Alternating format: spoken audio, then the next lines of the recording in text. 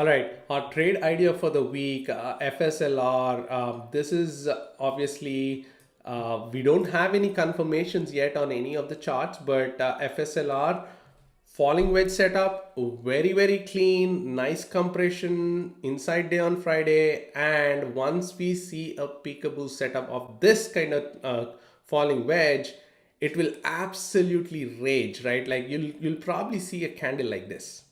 You'll probably see a candle like this, right? So keep an eye out for this. 218 was 21750, 218 is the trigger, and we can probably see 228, 230 as the target here on FSLR. And anything to the downside, if we do see a downside move towards 200 on FSLR earlier in the week, I'll probably buy the dip on that and see what I can do there as well.